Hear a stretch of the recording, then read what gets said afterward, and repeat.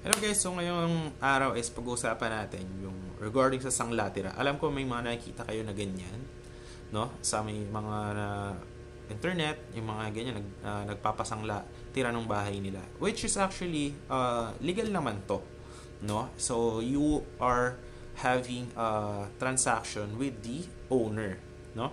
Wherein actually ibig sabihin lang naman ito is isa siyang transaction wherein it's like a short-term loan or pawn transaction. Ibig sabihin lang naman ito is mag-pawn ka ng gamit or property para makuha ang pera na kailangan mo. Usually, ito ay para sa immediate na cash needs at kailangan mong bayaran ito within a short period. So, kadalasan ito is nakita ko is yung mga 6 months, 1 year, 2 years, 3 years. No?